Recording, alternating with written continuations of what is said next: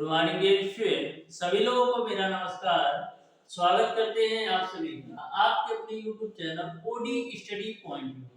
तो प्यारे दोस्तों, आज की क्लास में हम लोग सॉल्व करेंगे समकोणी कार्तीय निर्देशांक के मोस्ट इंपॉर्टेंट क्वेश्चंस को। इसके पहले ऑलरेडी मैंने डियर स्टूडेंट समकोणी कार्तीय निर्देशांक पर एक क्लास ले रखा हूं, जिसमें मैंने आपको बेसिक कॉन्सेप्ट को बिल्कुल बेहतरीन तरीके से क्लियर करवा दिया है। यदि वह वीडियो आपने अभी तक नहीं देखा है तो जरूर देख लीजिएगा, डिस्क्रिप्शन में उसका लिंक मिल जाएगा। आज की क्लास में डियर स्टूडेंट हम लोग समकोणी कार्तीय निर्देशांक पर आधारित जितने भी टाइप के क्वेश्चन आपके पॉलिटेक्निक अथवा आईईआरटी एंट्रेंस एग्जाम में पूछे गए हैं या पूछे जाने की संभावना है, टोटल क्वेश्चन को बिल्कुल बेहतरीन तरीके से सॉल्व करने वाले हैं। तो आप धैर्य के साथ पूरी क्लास जरूर लीजिएगा, जिससे आपको समकोणी कार्तीय निर्देशांक के प्रत्येक टाइप के क्वेश्चन के कॉन्सेप्ट अच्छी तरीके से समझ में आ सके। हमारी आपसे रिक्वेस्ट है डियर स्टूडेंट, यदि आपने अभी तक हमारे चैनल ओडी स्टडी पॉइंट को सब्सक्राइब नहीं किया है तो सब्सक्राइब जरूर कर लीजिएगा, बेल आइकन को भी प्रेस कर लीजिएगा, जिससे हमारी अपकमिंग आने वाली वीडियो का नोटिफिकेशन आपको मिलता रहे। तो आइए डियर स्टूडेंट, हम लोग स्टार्ट करते हैं आज की क्लास। देखते हैं क्वेश्चन नंबर 1।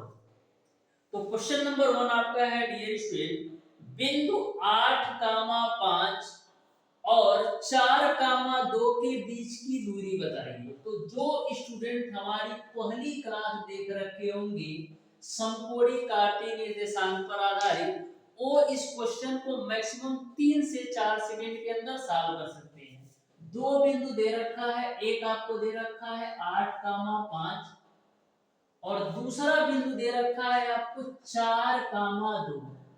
इन दोनों बिंदुओं के बीच की दूरी आपको बताना है कि बीच की दूरी क्या होगी। तो मैंने आपको बताया था कि दो बिंदुओं के बीच की दूरी का बाबू फार्मूला होता है √x2 माइनस का x1 का होल स्क्वायर प्लस का y2 माइनस y1 का होल स्क्वायर। ये आपके दो बिंदुओं के बीच की दूरी का फार्मूला होता है।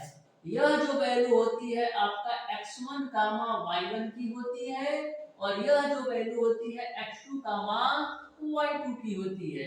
अब सारी वैल्यू यहाँ पर रख दो, तो x2 की वैल्यू आपका है 4 माइनस x1 की वैल्यू आपका है 8, इसका आपको होल स्क्वायर कर देना है, प्लस y2 की वैल्यू आपका है 2 माइनस y1 की वैल्यू आपका है 5, इसका आप होल स्क्वायर कर दो। तो देखो डियर स्टूडेंट, -8 में से 4 घटाओगे तो 4 बचेगा, अब -4 का होल स्क्वायर करोगे तो 16 होगा, प्लस का -5 में से 2 घटाओगे तो -3 बचेगा, अब -3 का होल स्क्वायर करोगे तो 9 होगा। 16 9 25, अब 25 का वर्गमूल निकालोगे तो 5 आ जाएगा। यानी कि इन दोनों बिंदुओं के बीच की जो दूरी होगी वो आपका 5 होगा। यानी क्वेश्चन नंबर 1 का ऑप्शन नंबर सी सही हो जाएगा। बढ़ते हैं हम डियर स्टूडेंट क्वेश्चन नंबर 2 की तरफ। ध्यान से समझना, बहुत ही बेहतरीन क्वेश्चन है। मैंने इस तरीके से क्वेश्चन को समराइज किया है कि एक टाइप के जितने भी क्वेश्चन हैं उनको मैं एक साथ सॉल्व कराने वाला हूं, जिससे आपको सारे कॉन्सेप्ट पर आधारित, यानी कि एक कॉन्सेप्ट पर आधारित जितने भी तरीके से क्वेश्चन पूछे जा सकते हैं, टोटल क्वेश्चन अच्छी तरीके से क्लियर हो जाए। तो क्वेश्चन नंबर 2 आपका है, मूल बिंदु तथा 3 -5 के बीच की दूरी बताइए। तो मूल बिंदु और -3 -5 के बीच की दूरी आपको बताना है। तो मूल बिंदु आपका होता है 0, 0 और एक बिंदु आपको दे रखा है 3, -5। इन दोनों बिंदुओं के बीच की दूरी आपको बताना है। तो सेम फार्मूला यहाँ पर भी लगा दो। दो बिंदुओं के बीच की दूरी का फार्मूला होता है x2 x1 का होल स्क्वायर, x2 x1 का होल स्क्वायर प्लस का y2 y1 का होल स्क्वायर प्लस का y2 y1 का होल स्क्वायर। अब सारी वैल्यू रख दो। अब सारी वैल्यू रखेंगे यहाँ पर, तो यह जो वैल्यू होती है x1 कामा y1 की होती है और यह जो वैल्यू होती है x2 कामा y2 की होती है। अब सारी वैल्यू यहाँ पर रखो तो x2 की वैल्यू आपका कितना है 3 और x1 की वैल्यू आपका है 0, तो इसका आप कर दो होल स्क्वायर प्लस का y2 की वैल्यू आपका है माइनस का 5 और y1 की वैल्यू आपका है 0, इसका आप होल स्क्वायर कर दो। तो 3 का होल स्क्वायर करोगे 9 और यहाँ पर -5 का होल स्क्वायर करोगे तो 25। अब 25 9 आप जोड़िएगा तो √34 मिल जाएगा। इस तरीके से डियर स्टूडेंट क्वेश्चन नंबर 2 का जो राइट आंसर होगा वो आपका ऑप्शन नंबर बी सही हो जाएगा। √34 इन दोनों बिंदुओं के बीच की दूरी होगी मूल बिंदु और 3 कामा -5 की। बढ़ते हैं डियर स्टूडेंट क्वेश्चन नंबर 3 की तरफ। तो ध्यान से समझना, बहुत ही बेहतरीन तरीके से सारे क्वेश्चन में क्लियर कराऊंगा। बस आप पेशेंस के साथ प्रत्येक क्वेश्चन के कॉन्सेप्ट को समझिएगा, बहुत ही अच्छी तरीके से सारे क्वेश्चन आपको समझ में आएंगे। तो क्वेश्चन नंबर 3 आपका है डियर स्टूडेंट, क्वेश्चन नंबर 3 आपका है माध्यिका के बिंदु क्या होंगे यदि आपको 0,6, 5,3 तथा 7,3 तीनों यह बिंदु जो है एक त्रिभुज बनाते हैं। यानी कि किसी भी त्रिभुज के 3 बिंदु के निर्देशांक आपको दे रखा है, आपको माध्यिका के निर्देशांक ज्ञात करने हैं, माध्यिका के बिंदु ज्ञात करने हैं, माध्यिका के निर्देशांक ज्ञात करने हैं। तो ध्यान से समझो क्वेश्चन नंबर 3 को। आपको 3 बिंदु दे रखा है, एक आपका है 0,6 और दूसरा बिंदु दे रखा है 5,3। लो भैया मैंने 5,3 लिख दिया और तीसरा बिंदु आपको दे रखा है डियर स्टूडेंट 7,3। यह ये तीनों बिंदु एक त्रिभुज का निर्माण करते हैं। तो आपको माध्यिका के बिंदु बताना है। तो मैंने आपको बताया था कि किसी भी त्रिभुज के तीनों बिंदुओं के निर्देशांक यदि आपको दे रखे हो और माध्यिका के बिंदु बोले या केंद्रक के निर्देशांक बोले, या यह कह सकते हो माध्यिका के निर्देशांक पूछे या केंद्रक के निर्देशांक पूछे, तो उसका सिंपल सा फार्मूला होता है x बराबर x1 plus x2 plus x3 divided by 3 और y की जो वैल्यू होती है वो आपका y1 प्लस y2 प्लस का y3 डिवाइडेड बाय 3 होता है। अब यह जो वैल्यू होती है आपका x1 कामा y1 की और यह वैल्यू होती है x2 कामा y2 की और यह जो वैल्यू होती है x3 कामा y3 की। अब सारी वैल्यू रख दो तो x1 की वैल्यू आपका है 0 प्लस x2 की वैल्यू आपका है 5, x3 की वैल्यू आपका है 7 डिवाइडेड बाय 3। तो 7 5 12/3 करोगे तो 4 मिल जाएगा। यहाँ पर आ जाओ y1 की वैल्यू आपका है 6, y2 की वैल्यू आपका है 3 प्लस y3 की वैल्यू आपका है 3 डिवाइडेड बाय 3 कर दो तो 6 3 9 3 12/3 करोगे तो 4 मिल जाएगा। यानी कि जो बिंदु के निर्देशांक होंगे माध्यिका के बिंदु होंगे 4,4 होंगे। इस तरीके से क्वेश्चन नंबर 3 का option number dear student C सही हो जाएगा। ऑप्शन नंबर सी बिल्कुल राइट आंसर होगा। तो आप देख सकते हो कितने बेहतरीन तरीके से किसी भी क्वेश्चन के सॉल्यूशन कर सकते हो यदि आपको कॉन्सेप्ट अच्छी तरीके से पता है। बढ़ते हैं हम डियर स्टूडेंट क्वेश्चन नंबर 4 की तरफ। ध्यान से समझिएगा, सारे क्वेश्चन मैं आपको बिल्कुल क्रिस्टल क्लियर और कॉन्सेप्ट के साथ बताऊंगा जिससे आपको कंफ्यूजन किसी भी क्वेश्चन में ना बना रहे। तो क्वेश्चन नंबर 4 को ध्यान से देखना। क्वेश्चन नंबर 4 आपका है डियर स्टूडेंट, क्वेश्चन नंबर 4 आपका है डियर स्टूडेंट, ध्यान से देखिएगा। बोला है एक त्रिभुज के शीर्ष 4,6, 2,-2 और 0,2 है। तो इसके केंद्रक के निर्देशांक बताओ, इसके केंद्रक के निर्देशांक बताओ। तो देखो कितना सिंपल सा क्वेश्चन है। एक त्रिभुज के शीर्ष दे रखा है बाबू 4,6 और दूसरा शीर्ष दे रखा है 2,-2 और तीसरा शीर्ष इन्होंने दे रखा है 0,2। ठीक है, तो आपको बताना है डियर स्टूडेंट केंद्रक के निर्देशांक, यानी कि त्रिभुज के केंद्रक के निर्देशांक क्या होंगे ये आपको बताना है। तो मैंने आपको क्या बताया कि केंद्रक के निर्देशांक का फार्मूला क्या है, x1 plus x2 plus x3 divided by 3, और y की वैल्यू निकालने के लिए आप y1 plus y2 plus y3 divided by 3 का फार्मूला लगाते हो। यह जो वैल्यू होती है x1 कामा y1 की, यह जो वैल्यू होती है x2 कामा y2 की, यह जो वैल्यू होती है x3 कामा y3 की होती है। तो x1 की वैल्यू आपका है 4 प्लस x2 की वैल्यू आपका है 2 प्लस x3 की वैल्यू आपका है 0 डिवाइडेड बाय 3। तो 4 2 6 बट्टा 3 करोगे तो 2 मिल जाएगा। यहाँ पर रखो y1 की वैल्यू आपका है 6, y2 की वैल्यू आपका -2 और y3 की वैल्यू आपका 2 है बट्टे 3।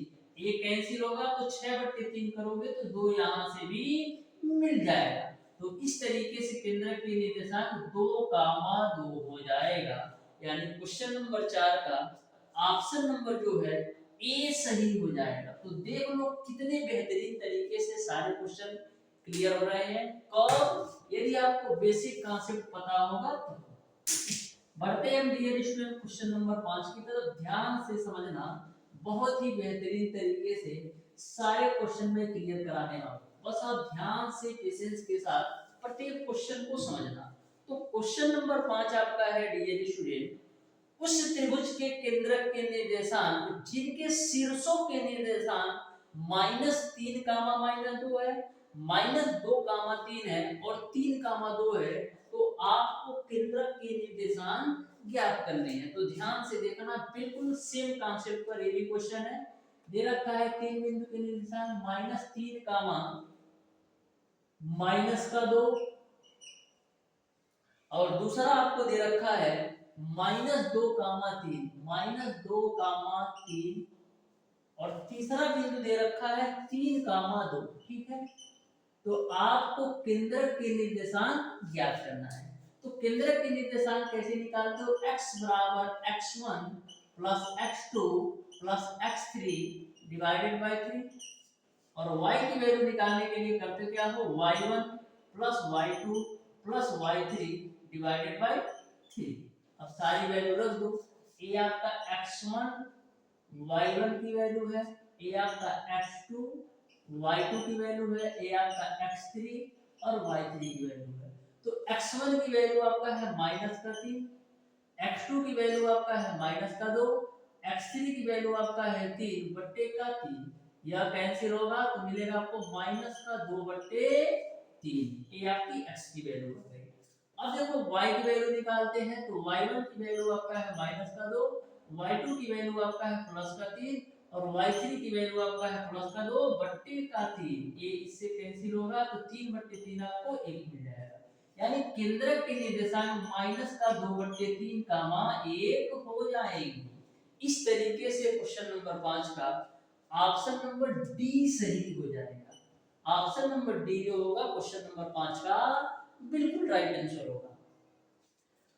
तो इस तरीके से डियर स्टूडेंट आपको सारे क्वेश्चन के कॉन्सेप्ट अच्छी तरीके से समझ में आ रहे होंगे। हम बढ़ते हैं डियर स्टूडेंट क्वेश्चन नंबर 6 की तरफ। ध्यान से समझना, बहुत ही बेहतरीन कॉन्सेप्ट और सिंपल वे में मैं आपको बताऊंगा, किसी भी प्रकार का डाउट और कंफ्यूजन नहीं रहेगा।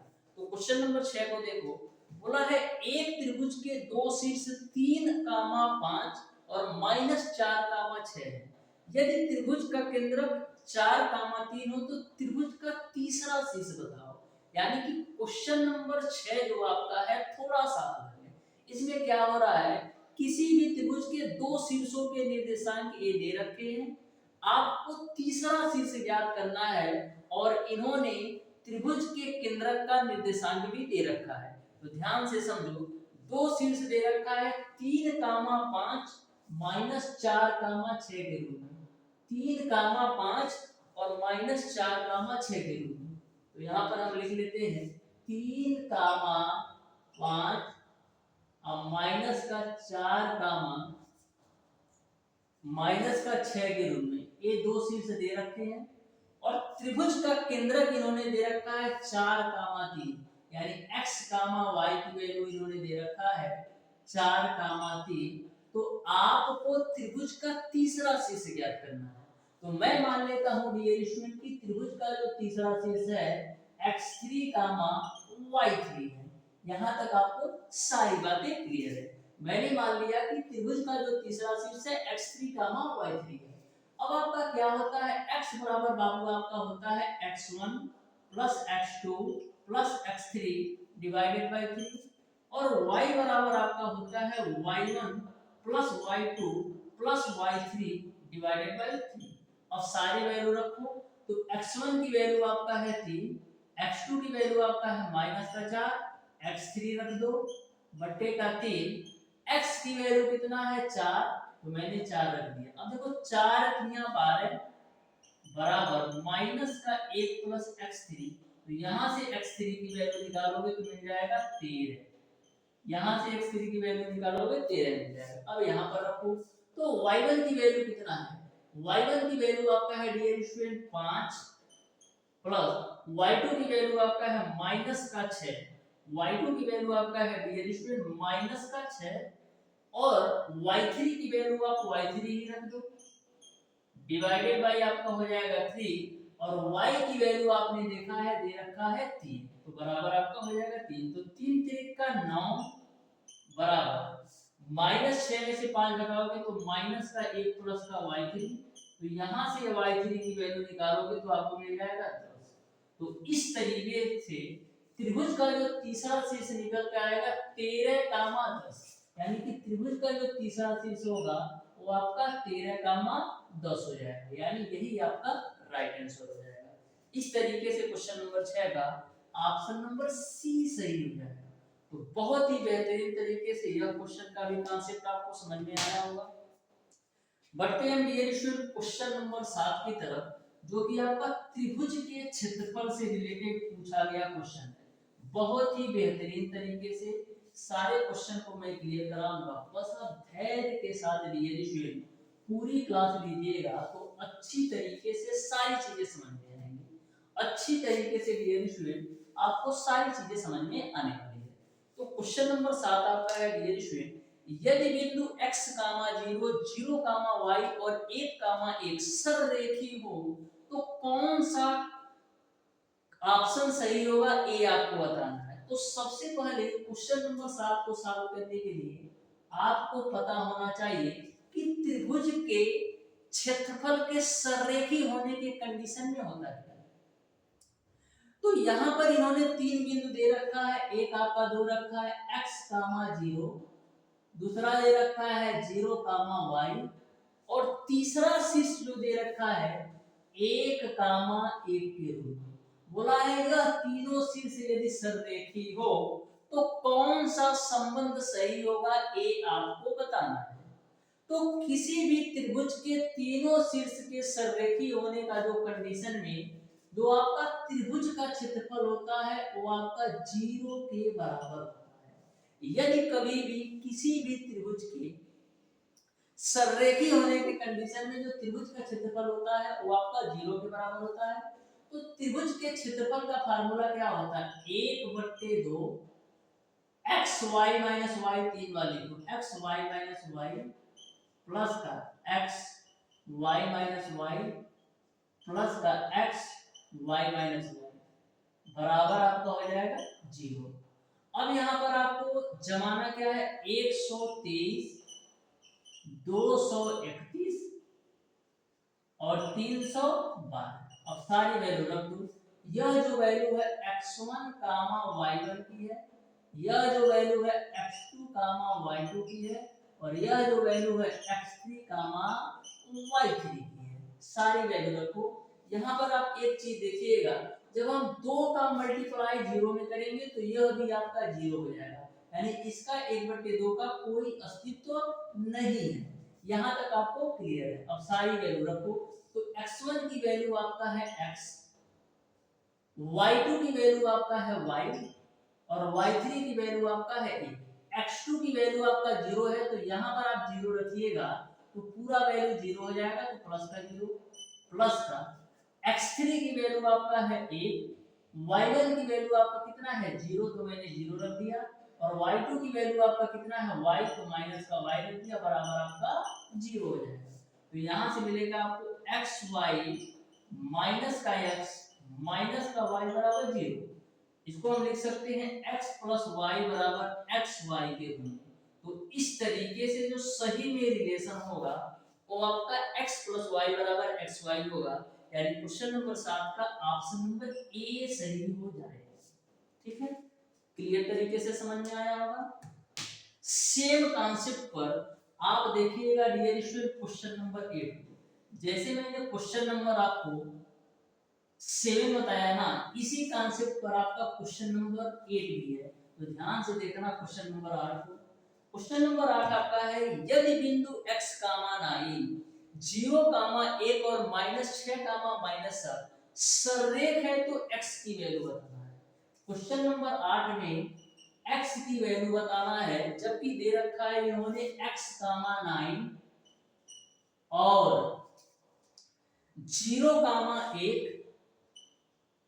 और -6, सररेख है तो आपको x की वैल्यू बताना है। तो सररेख के कंडीशन में जो त्रिभुज का क्षेत्रफल होता है वो आपका 0 के बराबर होता है, जैसा कि मैंने आपको क्वेश्चन नंबर 7 में बताया। यह जो वैल्यू है वो आपका x1, y1, ए आपका x2, y2 और ए आपका x3, y3 की वैल्यू है। ठीक है, अब सारी वैल्यू रखो। तो x1 की वैल्यू आपका है x, y2 की वैल्यू आपका है 1 और y3 की वैल्यू आपका है माइनस का 7। तो फार्मूले से माइनस और यह माइनस आपका प्लस का हो जाएगा 7। x2 की वैल्यू देखो 0 है तो यह पूरा 0 हो जाएगा, प्लस का x3 की वैल्यू आपका कितना है माइनस का 6। तो यहाँ पर हम रख देते हैं माइनस का 6। y1 की वैल्यू आपका है 9 और y2 की वैल्यू आपका है 1 बराबर 0। ठीक है, तो 7 1 8 का x में गुणा करोगे 8x हो जाएगा। देखो 9 में से 1 घटाओगे 8, 8 का गुणा -6 में करोगे तो माइनस का 48 मिलेगा बराबर 0। तो 8x बराबर आपको मिल जाएगा 39। 8 से काटो 6 बार में, यानी x की वैल्यू जो मिल जाएगी वो आपको 6 मिल जाएगी। इस तरीके से क्वेश्चन नंबर 8 का डियर स्टूडेंट आपका ऑप्शन नंबर सी सही हो जाएगा। बहुत ही बेहतरीन तरीके से इस टाइप से आपके पॉलिटेक्निक अथवा आईटीआरटी एंट्रेंस एग्जाम में क्वेश्चन पूछे जाते हैं। आप बहुत ही बेहतरीन तरीके से सॉल्व कर सकते हैं। देखो जो आपका क्वेश्चन नंबर 9 है ये भी आपका क्वेश्चन नंबर 7 और क्वेश्चन नंबर 8 की तरफ है। तो ध्यान से देखिएगा क्वेश्चन नंबर 9 को, सेम कॉन्सेप्ट पर ये क्वेश्चन है। क्वेश्चन नंबर 7 और 8 की तरह इसको भी सॉल्व करना है। क्वेश्चन नंबर 9 को बोला है बिंदु a, 0 और 0, b और 1, -1 संरेख होंगे तो कंडीशन क्या बनेगी ये आपको बताना है।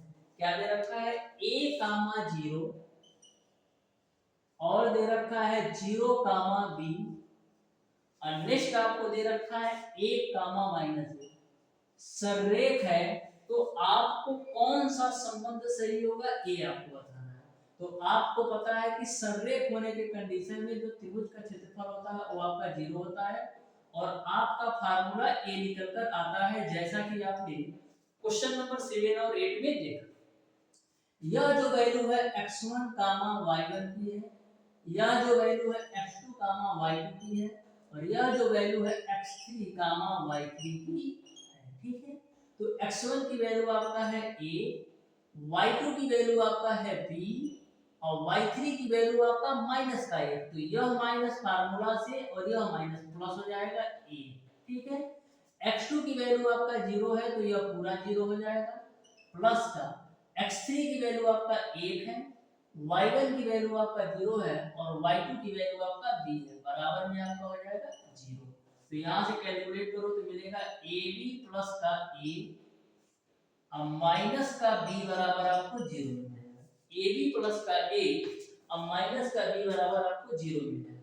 अब देखो इसको हम और क्या लिख सकते हैं, इसको हम लिख सकते हैं b माइनस का a बराबर ab के रूप में। ठीक है, b माइनस का a बराबर ab के रूप में लिख सकते हैं। अब दोनों पक्षों में ab से भाग दो तो ab से भाग दोनों पक्षों में दे दो। तो जब ab से भाग आप दोनों पक्षों में दोगे तो b से b कैंसिल होगा, तो यहाँ से मिलेगा आपको 1/a, यहाँ से a से a कैंसिल होगा तो मिलेगा आपको 1/b, यहाँ से ab से ab कैंसिल मिलेगा तो मिलेगा आपको a। इस तरीके से डियर स्टूडेंट जो क्वेश्चन नंबर 9 का राइट आंसर होगा वो आपका ऑप्शन नंबर डी सही हो जाएगा। इसी टाइप से क्वेश्चन पूछे जाते हैं। यदि आप अच्छी तरीके से पढ़कर जाओगे तो ऐसे क्वेश्चन को मैक्सिमम 10 सेकंड के अंदर सॉल्व कर सकते हो। एक क्वेश्चन मैं आपको होमवर्क में देता हूं, बताइएगा कौन सा ऑप्शन सही होगा। देखिए क्वेश्चन नंबर 10 आपका है, यदि बिंदु 1,2 और x, -1 और 4,5 संरेख हो तो x का मान बताओ। तो जो आपका क्वेश्चन नंबर 10 है डियर स्टूडेंट, उसको आपको same to same question number 8 की तरह सॉल्व करना है। किसकी तरह? क्वेश्चन नंबर 8 की तरह सॉल्व करना है। तो क्वेश्चन नंबर 10 को आप सॉल्व करके बताइएगा कौन सा ऑप्शन सही होगा। तो प्यारे दोस्तों आज की क्लास को यहीं तक रखते हैं, मिलते हैं डियर स्टूडेंट नेक्स्ट क्लास में, तब तक के लिए धन्यवाद।